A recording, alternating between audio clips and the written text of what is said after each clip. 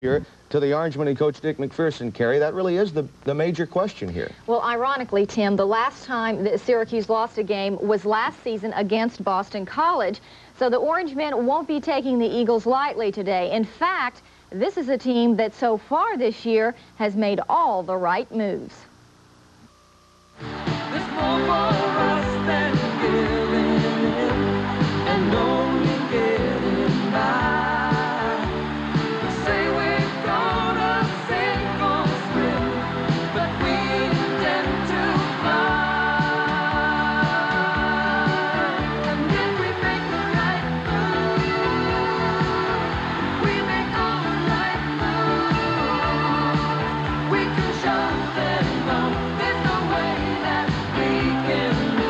The long losing season last year seems decades ago.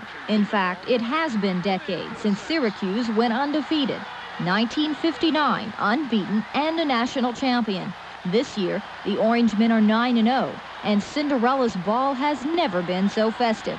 No one even dreamed Syracuse would be without a loss, especially after dates with Penn State and Pittsburgh.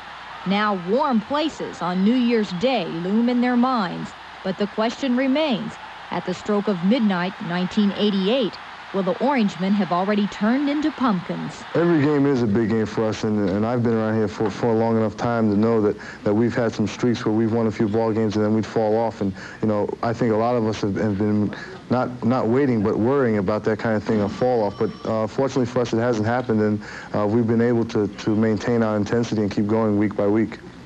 Everybody in Syracuse is psyched about the Orangemen's football success this season, including the local businesses. Here at the varsity, there is a tradition of turning over the banners for each fallen foe. This year, Syracuse has left no team unturned. Next to be upended, Boston College. That's the last game we've lost, was to Boston College. We haven't lost since. And so there's something for us, too. And I can see them in all over the locker room about all you had to do is play Pitt, and then you had 3 easy ones left, Navy, BC, and West Virginia. That's all there. They want to be 6-5 and have a winning season rather than being 5-6. They've got no place to go. They've made this their bowl game. They're coming into a dome to play in the bowl, to a packed house. All the things are there. This is an important game for us. We have a chance to have a winning record, and that's important to our players. And we've been through so many tough situations. This is another tough situation, another tough place to play. And I think our players are really intent on having a great effort. The Eagles of Boston College have soared high and crashed hard this season. With the inconsistency, BC has shown they are capable of anything. The Orangemen have to make certain this 5-5 stepsister doesn't spoil their ball. I mean, there's a lot of pressure. Right now, we're 9-0. I mean, like, a lot of major bowls are looking at us, as I said. I mean, like, we have to go into each game, each week, with a winning attitude. I mean, there has to be a lot of enthusiasm. I think the pressure is off, you know, because we're not supposed to beat Syracuse. You know, everyone's saying, you know, they're 9-0 and it's going to be just a cakewalk for them because of our record. But so therefore, you know, the last few weeks, Tennessee, Notre Dame, we've responded to that type of attitude where we have nothing to lose, and we've gone out and played aggressive and played not worried about mistakes. That's the way we're going to play Saturday. The fairy tale can end as it should, with a happy ending. Undefeated, yes. A major bowl bid, yes. And a national championship, well, maybe. With no playoff, there could be more than one unbeaten team, and Cinderella's prince could ride off into the sunset with a former lover. I love the bowl system. And if I'm 12-0 at the end of the season, and Barry Switzer's, we can go down, he can fight with me and I can fight with him, and we both can say, you want it, I want it.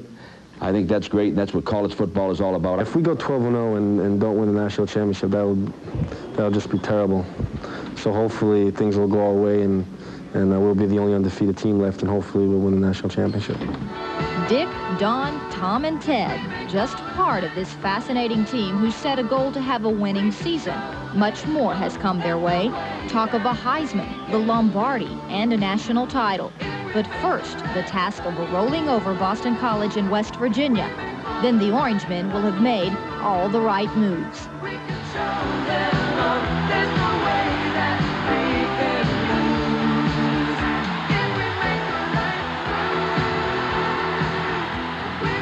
Now, my first reaction is, Beano, you saw Coach McPherson leading them in exercises. Can you roll over like that? Hardly. Only when I'm dead.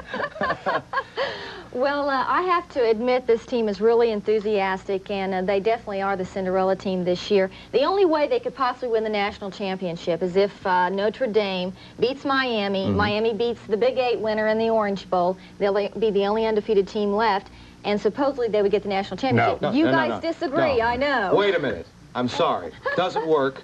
And, you know, it's a shame, really, because they do deserve that opportunity, but the basic fact of the matter is they haven't been in the big picture in a long, long while, Beano, and they obviously showed their wares because they could have made an adjustment by making the Fiesta Bowl aware of the situation, realizing that either Auburn or LSU could have lost last week. Now they're stuck. Now they get to play the 6th or 7th ranked team in the country in the SEC, and they have no chance. Yes, with all the teams in the Southeast Conference losing last week, LSU and Auburn. But first, before we say Syracuse can't win the national title, we want to say something about Boston College. This team does not have great material, but in recent years, Boston College hasn't been afraid to play anybody. They played USC this year on the road. They play USC next year. In fact, next year they go to Ireland to play Army, but that's another story. They play Pitt. Pitt has better material, and they beat Pitt. And they play Penn State, and Penn State has better material, and they play Notre Dame. BC will play anybody. BC will give Syracuse a good game today, I think. My argument is that BYU won the national championship at 84, and their schedule wasn't anything to talk about. I can't imagine them giving a national championship to a team with a loss over a team, the only team that's undefeated. Well, that's where college football has consistently dropped the ball, and some changes are in order. Now,